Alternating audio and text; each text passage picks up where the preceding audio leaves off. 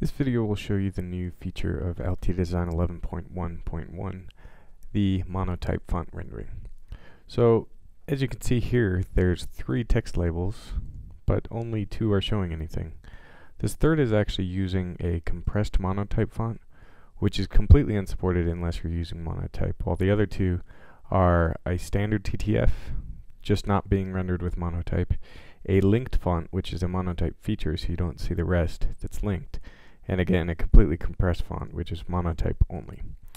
Now, to turn on Monotype to see those features in actions, but also to generate code and actually have Monotype used in your code generation, you have to check this checkbox. And as soon as you do that, you'll see all your characters now being rendered with the Monotype engine.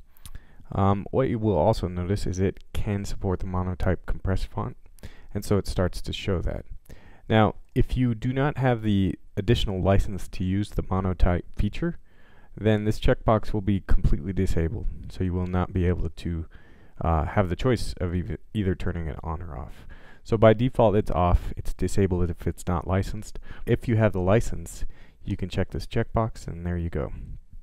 Now, some of the features of Monotype allows for ways of drawing characters even on small displays. So Monotype has done a very good job of establishing algorithms to make characters readable from large to small while keeping fidelity even on the most limited embedded displays.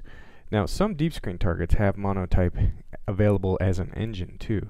So when you generate source code using deep screen, you can either choose to image out your characters as glyphs and sort of burn them into the generated code, so to speak, or you can have a Monotype font rendering engine installed on the target as well. Only certain deep screen targets support this, but if that is the case, then you can have actual Monotype fonts installed on the target with a Monotype font rendering engine, and you don't need to pre-image or pre-glyph any of the characters that you use in your GUI.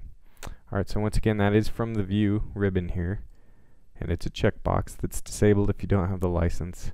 The final thing I want to mention here, though, is the Home ribbon. The way we're referencing these Monotype capable fonts is also a new generic feature to Altia Design 11.1.1. So it's 11.1.1. You can actually input font file names. Instead of a font name, you can input a font file name. And for a truly Monotype only font, you'll have to do that. But even for fonts that you might have that are regular TTF, you can specify a file name. Now, one thing that's cool about specifying a file name for a font is that these fonts don't actually have to be installed on your system. If you know from right-clicking a font, you can actually right-click and say install, and that'll actually install the font to your C Windows directory. You don't have to do that. As long as you have fonts somewhere in a directory and you specify them here with a relative path, you can include fonts in your DSN almost like an image within an image object. Just specify a relative path to the font you want to use. Whether or not you've told your system to officially install it or not, Altia Design will be able to find that font and use it in the tool. Alright, so that's just another handy feature with Altia Design while we were talking about fonts.